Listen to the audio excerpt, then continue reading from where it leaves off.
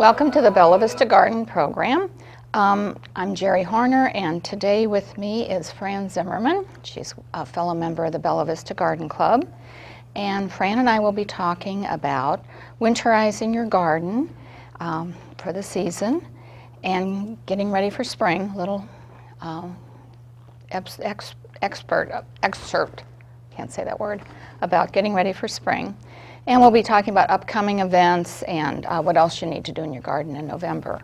So there aren't too many activities going on in November, but we did have the fall bulb sale, plant sale, the Bella Vista Garden Club. And the plants that weren't sold in October are at the Village Wastewater Company. You can still purchase those plants from 9 to 3. Right. At the Village Wastewater. And we also worked with the city of Bella Vista to plant about 2,000 of the Bella Vista daffodils at City Hall and the libraries. And this is the picture of the daffodil. It's a beautiful daffodil. This is an actual daffodil named Bella Vista. Right, it's called Bella discovered Vista. in a catalog. Right, it was in Brett and Becky's catalog. And when I saw it, I told Tony, our president, and he just ran with it, and we contacted the mayor and the churches and the POA, and there are going to be these daffodils everywhere in the spring. So they also had them available. I'm not sure if they'll still be available, but they had them available at all the fire stations to give away to the residents at no charge. And if you see this early in the month, you might want to swing by the fire department or City Hall and see if you can get some of these daffodils to plant, because they're going to be everywhere in the spring, and they'll be beautiful. So, November is still a good time to plant your shrubs and trees before the cold weather sets in. So that's another thing I need to be doing. I'm going to be working on my iris too. I have to get Right. out there and divide those. And That's a good time to do that, and then they'll bloom in the spring. Yes. You know, once you move them in the fall. So, and there still could be a lot of good bulbs available at the box stores and the nurseries, and they can be planted in November. Actually, you can plant your bulbs in December, and if you're really late, you can plant them in January. I've done that before, where it's January. They just come up a little later, but we do have some nice days in December and January. you know, Jerry, one thing that Janet Carson suggested in her column was that before you plant your bulbs, if you can't get to them right away, put them in your garage. Yeah, where it's keep cold. them cool, Yeah, and in fact, away from the house, as far away from the house as By the possible. door, By yeah. by the garage door, to keep them cool. Yeah, as long as you keep them cool before you plant them, Yeah, don't let them freeze, but No. just at least keep Yeah. them cool. Yeah. So there's a lot of things to do in your garden to get it ready for winter. It's just not a time to sit back and do nothing, but it's a little busy time. But you need to put your clay pots and your garden art and statues. I put my gazing balls inside and just protect them from the weather. So that's one thing. We really need to get all those things out of the garden and protected. My clay pots, I just basically turn them upside down. If I leave them out and don't put them in the shed, I just turn them upside down so they don't get water in them to freeze. So. And if you have tropical and tender plants out on your patio, take them indoors. But before you do that, just check around the dirt a bit to make sure there aren't any little toads in there. Yeah. And spray them with insecticidal soap. You won't be sorry. You'll be sorry if you didn't, actually. Yeah, keep the critters out of the Yes. house. And then lift your cannas and your dahlias and caladiums and gladiolas and let them dry. Just pull them, let them dry. Brush off any dirt, but don't rinse them or anything. And then just keep them in the garage, maybe in peat moss, or I use shredded paper, just a box with shredded paper. And they'll be ready for spring. Another thing to do is to drain your hoses and take them indoors. Make sure they're well drained, take all the kinks out, and then for your faucets, you just get those styrofoam faucet protectors and put those over the faucets outside, because even here in sunny Arkansas, we can have real we've freezing had weather. it before, and we've had one freeze, and it was a mess trying to replace it. So you got to protect them. It's supposed to be a mild winter, but I'm not sure. You never know. No. You never know. Okay, be sure and rake your leaves off the lawn, off your grass, because if you leave the leaves a heavy coat, it's going to smother your grass. So keep the leaves raked off. And Tony Lacossi, our garden club president, said there's a leaf should never leave your property. Well, that's a little hard if you have all these leaves, but you can shred them and use them, as mulch. But he thinks you should shred them all and use them all, and sometimes that's a little hard to do, but they do make wonderful mulch. And if you don't want to shred them or can't, you can take them to the stump dump in bags, but don't leave the bags there. Just empty the bags of leaves there, and don't leave the bags for them. Did we mention the lakes? You can't put them in the lakes. It's not good to put leaves in. There's enough leaves in the lake naturally, and if you put more leaves in there, it's just going to cause a lot of problems for the lakes. So you can also burn them, but you need to call the fire department and let them know that you're going to burn them, and it can't be a burn ban on. So they know that that smoke is coming out of your neighborhood. It's probably your leaves, and they won't have to answer a emergency call. Right, and they will patrol. Right. Remove your spent annuals and your weeds from the garden too. The weeds don't necessarily take a vacation over the winter. And when you remove the annuals, take out the blackened roots and stems and so forth, because they will just help harbor insects and disease over the winter. Right. Because seeds, I've just pulled out some weeds in the garden, and the seeds are ready to just pop, and they'll be coming up in the spring if you don't get them out now. And then mulch is really important year-round. If you have tender perennials or any of your shrubs and all, what you want to do is wait for the first killing frost and then mulch them so that they've had a chance to be accustomed to that colder temperature, but then frost, put an extra layer of mulch down after that first frost. Doesn't that help with any disease too? Right, and it all helps with that heaving of the soil, because they'll get cold and warm, and they'll start moving up and down in the soil. So okay. Now the next thing is to clean and oil and sharpen your tools and store them in a dry place. This isn't something that everyone always thinks about, but it's so important, and you'll be glad you do when you go back to your shed in the spring. Now, I brought two tools here with me. This one is a challenge. It is a hand cultivator, and the reason it's a challenge is not only because of its shape, but because I lost it in the garden one fall, and it spent the winter there. And so now I've started trying to attach a colorful ribbon to the end of any tool so that I won't miss them. Well, if I have a tool with a hole in it, I take one of those bungee cords from the casinos, and I put it in there and attach it to my belt, so then when I walk away, it won't let me get away from my tool. I don't know that does help.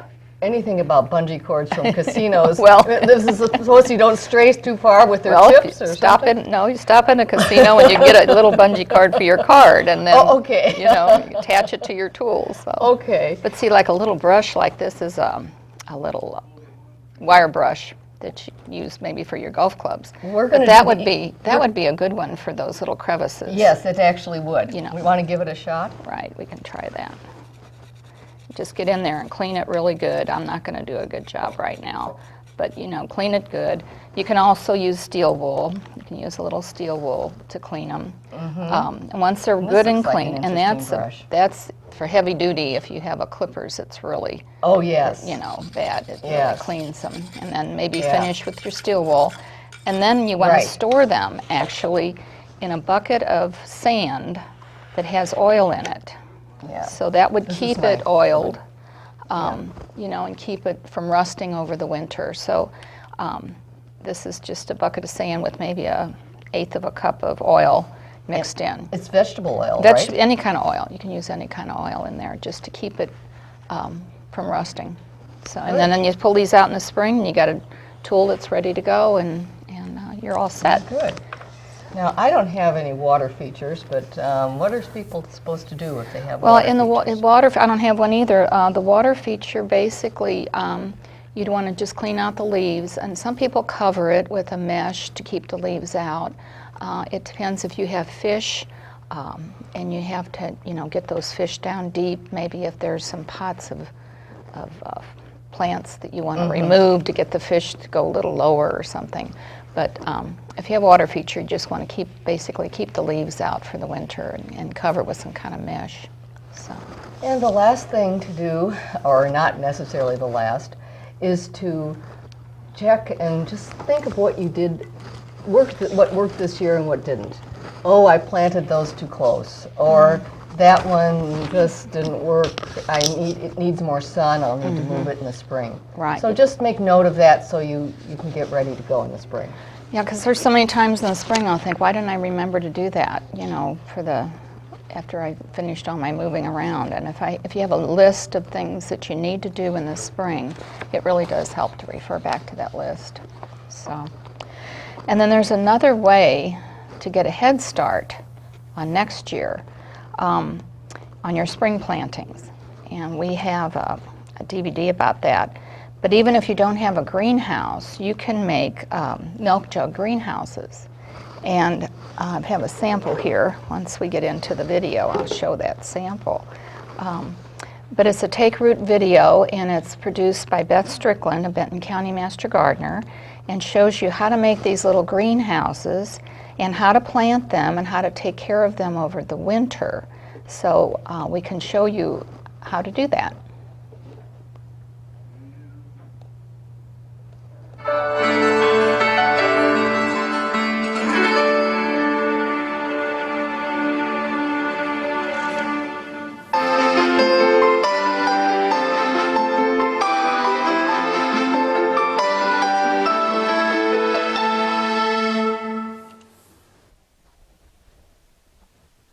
Well, it's still winter here in northwest Arkansas, and even though you might not think of winter as the optimum time of the year to sow your perennial seeds, we're actually going to be doing a little bit of winter seed sowing today using these milk jugs of all things. Who knew? I've been anxious to try this new method of gardening for some time, so let me show you what I learned. Here is what you'll need. A 1-gallon milk jug, a utility knife or scissors, a screwdriver, clear packing tape, a good potting soil or seed starting mix, a Sharpie, and of course your seeds. Take the cap off of a clean milk jug and using a utility knife or scissors, make a cut at least 4 inches up from the bottom. Cut nearly all the way around, leaving a couple of inches uncut just below the handle to form a hinge. Flip the jug over and poke some holes in the bottom of the jug for good drainage, using a screwdriver, utility knife, or an awl. Pre-moisten the potting soil. The mix should be moist but not wet. Fill the bottom half of the milk jug within an inch of the rim. Check your seed packet for the correct planting depth and cover the seeds accordingly. Since you moistened the potting mix earlier, you don't need to worry about watering right now. After you've planted the seeds, tape the top and bottom of the milk jug together with clear packing tape. The tape will stay on until the temperatures warm up in the spring. Label the outside of your jug with a Sharpie pen. You can start your seeds as early as December, even if it's snowing. The plastic container acts like a greenhouse, keeping the seeds warm and moist. Place them where they'll get good light, rain, or snow. Group them together in a safe place where they won't blow away. Avoid the north side of a building because they won't get enough sunlight there. As the weather warms up, flip back the tops on nice days but close them again at night. When evening temperatures stay above freezing, you can leave them off permanently. You'll need to keep a close eye on the milk jug so the potting mix doesn't dry out. If you have a warm spell in early spring, move the containers to a shady spot so they won't get too dry. When you see that you have a strong root system, it's now time to transplant. Perennials that start easily this way are black-eyed Susan, butterfly weed, columbine, coneflower, forget-me-not, foxglove, poppies, Shasta daisies, and coreopsis. Just look at this foxglove. Winter seed sowing. I think it's a pretty good idea. For the Benton County Master Gardeners, this is Beth Strickland, and take root.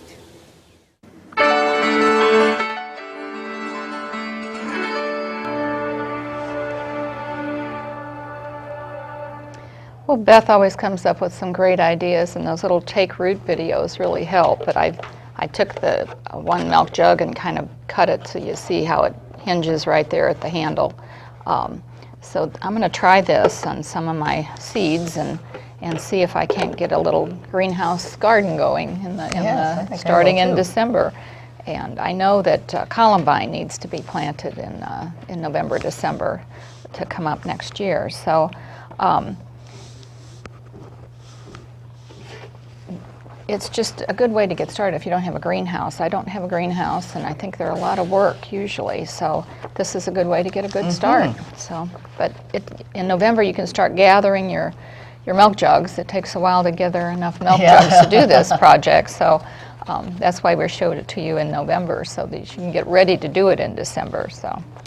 Now, if you choose not to do this winter preparations in your garden, the world won't come to an end. But it may be a little easier in the spring when you try to get ready for the new season. So there's never enough time to do all the things you need to do in the garden and keep it running. So anyway, now there's also other things you need to do in the garden in November, and one of them is annuals and herbs. Right. Now the summer annuals are basically gone for the year.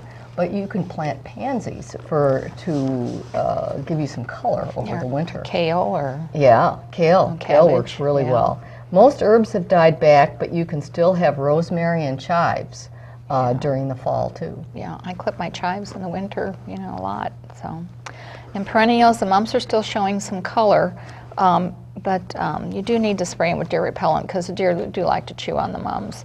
And if you cut back your perennials, some people cut them back, some people leave them.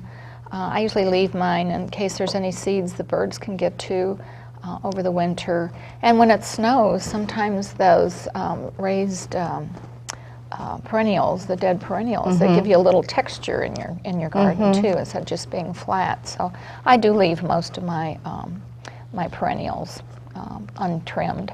And do not trim your salvia or any plant that has a hollow stem. If you start trimming and you see a hollow stem on that plant, water can get in there and freeze and it'll kill your plant. And I couldn't figure out why my salvia died every year when I cut them back. And it's because the water would get in there and freeze and it would kill the plant. So don't trim your salvia till the spring and spring cleanup. So, and if you have Monarda, then you may want to split your Monarda now and take like a third of it, go down with a shovel, take a third of it out and move it somewhere else or pot it up to give away.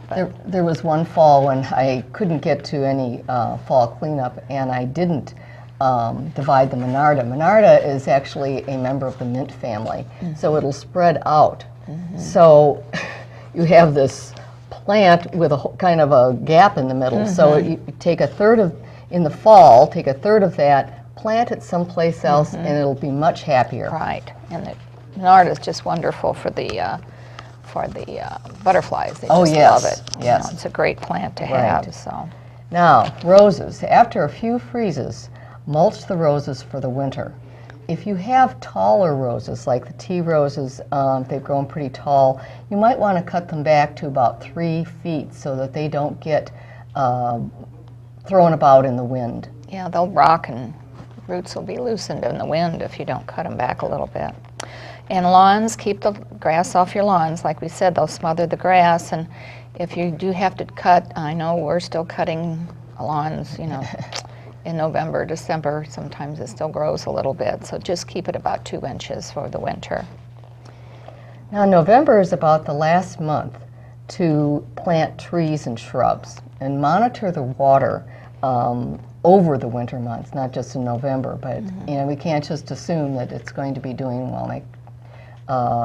We could have a dry winter, just like we had an awfully dry Yes. September. September was no rain hardly at all. So Now, if you have Rose of Sharon, which is a very popular shrub here, now is a good time to cut the dead branches off. if you can trim those seeds off too, sometimes you won't have so many babies coming up. And the vegetable garden, it's a good time to add your organic matter, your shredded leaves, and your compost, so you'd be ready for your spring planting. And you can do a cover crop over your garden, if maybe like rye or something. You can let it grow over the winter and then just turn it under in the spring. That'll kind of feed your soil. But mainly over this month of November, just enjoy the crisp fall weather and what's left of the beautiful fall colors. We didn't have too much rain earlier so that our colors weren't as bright. Yeah, this was not a really good fall for us. Last year, I think the fall colors were just spectacular, and this year it was kind of disappointing. Some of the leaves turned brown. They didn't even change color, and very few change. And they changed at different times, so we really didn't have like a peak 2 or 3 days where everything was just beautiful. So, and it all depends on the weather. It's just, we're just so controlled by the weather when we're gardeners or, you know, plants. You know, I just thought of one more thing to say, and that is kind of a rule of thumb. What plants should I care about in the fall? If I only have so much time. Right. And those are the spring bloomers.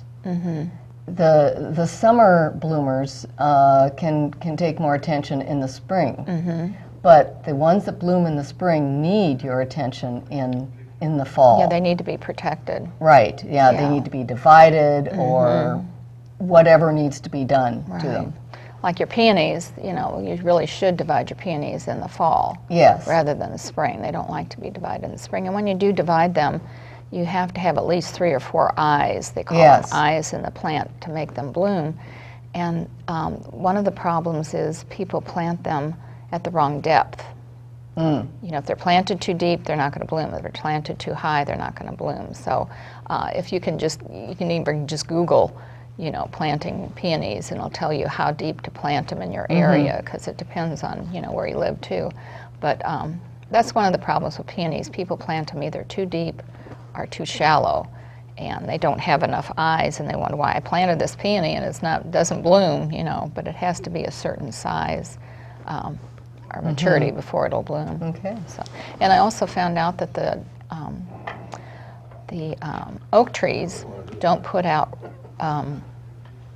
acorns until they're 50 years old. So I have a lot of 50-year-old oaks on my property. Yes. 'Cause I have acorns everywhere this year. They're just You can hear them dropping all oh over. yeah, and on the driveway, you know, every day you blow them off and they're crunching under your tires. So Yes. but it was a 50-year-old tree that dropped those leaves. So Okay. anyway, so if you want more information about gardening, remember the Master Gardener website. It's BentonCountyGardening.org, and there's just loads of information on that website about gardening. And you might want to just do some reading over the winter, and you know, get some tips for next year. And you have a hotline too. No, the hotline's closed for the year. Ah, okay. It closes, I think, in October, Okay. and we don't get very many questions. In fact, the hotline is under review right now because we're getting very few questions. Most people are just Googling their problem. Right. You know, unless they I have do. something that, you know, something on their plant that they can't identify, then you want to take it into the extension office. Right.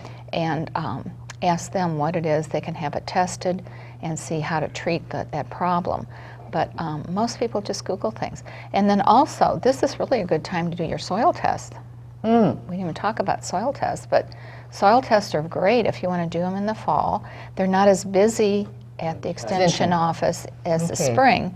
And if you just take about, if you have a garden, you have to, mark your garden what it is. And if it's a rose garden or a vegetable garden or lawns, you want to mark what you're growing in that soil.